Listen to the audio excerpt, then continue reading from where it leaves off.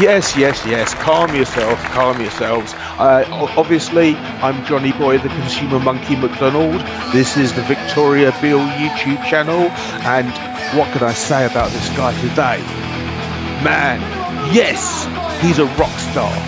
Yes, he's a branding expert.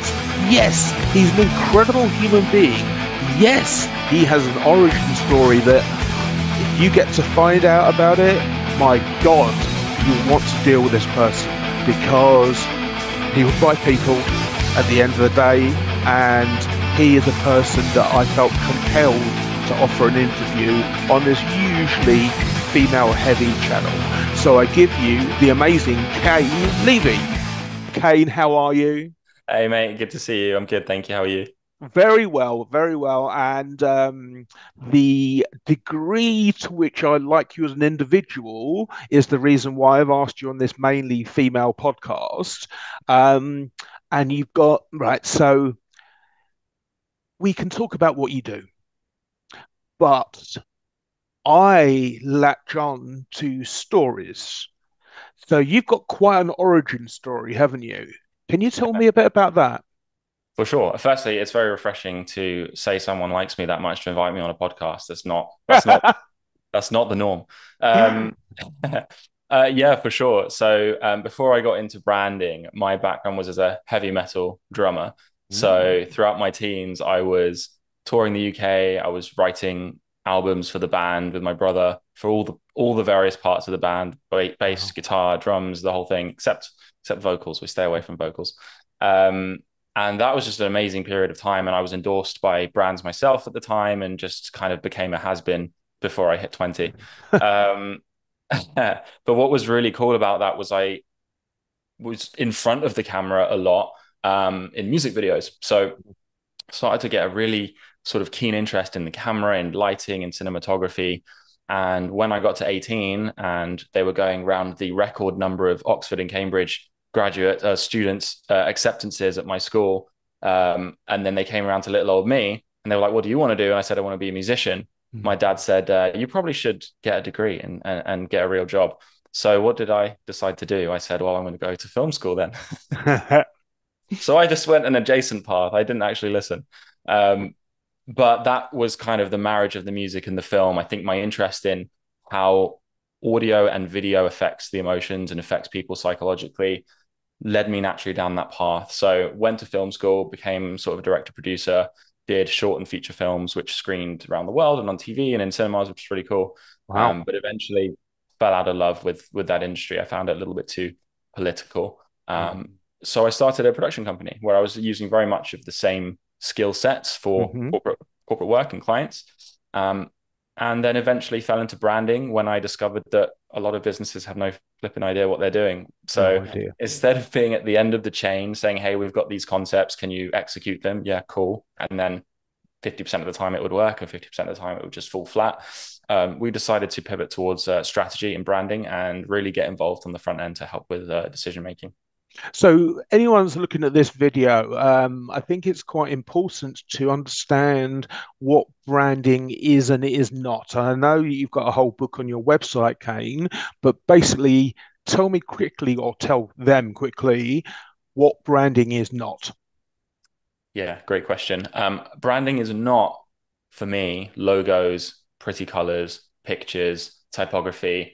These are all visual representations of the brand, Hmm. but we've really been clear about how we position venture in the market, which is it's not about that stuff. It's about how that stuff, along with all the other parts of brand, so your vision, your mission, your positioning strategy, your messaging, your understanding of your customers, how all of these contribute to commercial growth for the business. So that's very much how we position ourselves is the commercial side of branding, not the visual representation of branding. Do think both parts are important, but ultimately at the end of the day, let's not kid ourselves. We're here to make more money, save more time, or grow our businesses. And so that's what Absolutely. I think branding is really powerful at doing.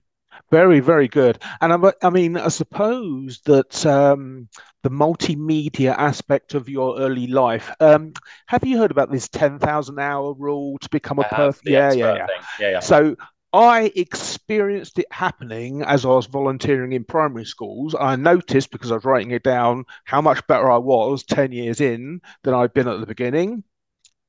So you've got 20 years of the most unusual and diverse sensory experiences.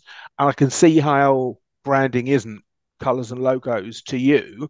I was reading somewhere, it might have been a TV motor show, but it was about the how, so when you get into a car, your brand perception is the way the steering wheel feels, the way the gear shift feels, and pretty much the noise the doors close when they close. And you muck up only of those three, and the car feels cheap. Right. So, mm, mm. So who do you want to be speaking to? As from my company, No, yeah, yeah, from your company to be at that strategic and financial level. yeah, no, it's a great point, and what you're describing, Jonathan, is an experience, and that really is Mm, what branding's all about. I mean, I like to think of it as kind of like a CV. mm, So when you're hiring for 100 different people, anything you can do to whittle down those people, right? Okay, grades, background, experience, interview, personality, all these things are helping you whittle down the ideal candidate. And I kind of like to think of branding as the same thing. So it's like how many layers of tick boxes can you give clients or customers to choose you and do business with you over someone else? So mm, in terms of the sort of businesses that we speak to, we have a quite a broad range in that we're not niched in industry, but we're very niche in our service. So we fully focus on the kind of brand and go to market commercial strategy side of branding. So for us, we do mostly B2B and service-based businesses. I'd say 80% is B2B and service-based. The other mhm, 20% is products. You know, we've done chocolate and all sorts of other fun stuff. mm, Um, but really, I find the leadership teams and the CEOs who run with brand and make it a commercial success the most are ones who have a creative tendency or proclivity to their behavior and their mannerisms. I think the ones who are strictly in the technical and the operational struggle to grasp what brand means, and it has mm. become a very fluffy term. And so by bringing it back to the commercial side, but reminding yourself that creativity is what sparks unique positioning strategies, marketing campaigns, and all these other things is really the key to making brand work for you as a company. Absolutely. Listen, I used to work for Yellow Pages, which you're probably too young to even remember it. I But great, remember it very oh, well, John. no, okay, yeah, great big Very phone book. well. So I dealt with loads of SMEs or SMBs, and one of the okay, so there's two things that I'll just say about small businesses. With regard to marketing in any sense of the word and branding in a specific sense of the word. So these days, you look at someone's website. And I've got a bit of software that I can look at the back end of your website and see what's installed. Mm-hmm. And 80% of companies do not have Google Analytics. And I've been to what do you call those meetings, lunch meetings, that sort of stuff. And people will say to me, "Oh, it's all right, Jonathan. We don't get any inquiries from our website." And I'm like, "Really?" Um, so the two things I'd say is that people don't measure where they get what from in any way, shape, or form. And number two, that they think it's colors or this or that, the other. Mm. And your service is quite distinct in that it requires a business plan and a marketing plan and a budget and an objective for you to work properly. You're not in this commodities market of colors and shapes and clouds. Is that Yeah, fair? that's spot on, Jonathan. And to be honest, they don't have to have those things in place. We help them discover that stuff because brand and go to market strategy, and even if you're in the market, those things change, like your sales channels, your distribution channels, you know, pricing, these things all have to adapt with your customers, what they say to you, the reviews, the market. But what you've described is what I call kind of a brand echo chamber, where people get stuck in the same thought processes of what they believe is working when they have no data to back it up. But the data is only one half of it. That's the quantitative stuff, the statistics, but you also need the qualitative stuff. So the thoughts and behaviors and the feelings. So if I were doing some market research for a food company and, you know, I wanted to find out how their customers buy or what they buy, I could do a survey and say, hey, do you buy frozen food? And 30% of them might say yes. But if I go undercover and do some observational studies and follow them into a store, I might find that that number doubles or even more. And that tells me that people are maybe afraid, for example, to tell you that they buy frozen food. Maybe there's a self-limiting belief in terms of their Yep. health. They Or don't want you to stigma. judge them, right? So those two things working together tell you so much more about how to make decisions for your business than just the statistic alone. With those two things together, I can now say, right, so people enjoy frozen food, but they are worried about the connotations of what that means for them. What can I do in terms of product development to bridge that gap? Very good, very good. We do like a bit of secret shopper. There's a very good book. Undercover millionaire. Yeah, yeah. There's a very good book I read a while ago called Everybody Lies. Mm, And basically, they took all the data sets from Google. And for example, it's widely believed that Trump's supporters are all like hillbillies and mid-American type, steel and industry, car working, that sort of working type person. But this book, Everybody Lies, looked at where the majority of racial abuse was coming from when Obama spoke. And mm, it's all down the east and west coast. mm.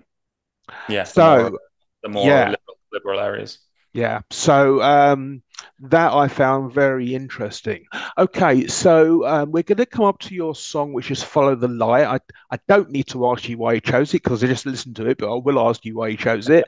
What else? What should people do? I'm going to include your LinkedIn profile, your website, your email in the notes for this. Is there anything? What's the call to action? Oh, wow. I mean, obviously, if you want to learn more about how we work and what we do, you can go to the website. But really, we give so much away for free. I would encourage you to download the ebook that Jonathan mentioned earlier. It's nearly 40 pages and pretty much tells you everything that we do and how to do it, and everything that I've talked about in this little podcast about how to find your ideal customers, how to find out what they need from you, and how to really design a brand experience catered to those people and then market it to them. So, I mean, we're an open book. If you like what we have to say, you can obviously continue the conversation with us. But I'm not hard push on anything. Excellent. Well, you don't need to be a hard push because I'm going to be a hard push. Go to his website and download this book because I'm a Chard Institute of Marketing, Chard Marketeer, blah, blah, blah, this qualification, that qualification. I read this download and I went, and on the basis of it, I now booked an appointment with Kaine for next week. So, Thank you, Jonathan. well, hey, look, truth where truth is told. So, follow the lights. Why do you like it so much? Because I thought I would not scare away your audience with the heavy metal side of my background. Oh, So I thought I'd go with the other half of my background, which is funky. anything like technically musically gifted. Mm, Just gets me going. Metal does that for me. Funk fusion does that for me. I saw these guys live earlier in the year, and I got to meet them and got my vinyl signed by them. They were just the best wow. guys, and so I just think they're awesome. Excellent. Right. Well, thank you very much for watching. Listen to what Kaine says. Go to his website. Do you want to just give the web? It will be in there, but just say it anyway. Yeah, it's ventureagency.com, and that's venture without the E on the end. VENTUR. Nice. Go there. Okay. Thanks very much for your time, Kaine. Cheers, Jonathan. Appreciate it. Bye.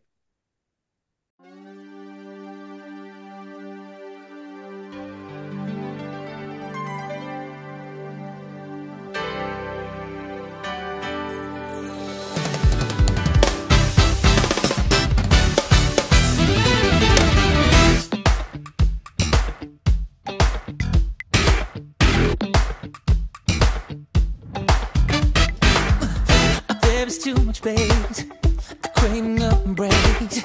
Why don't you just pick up the phone?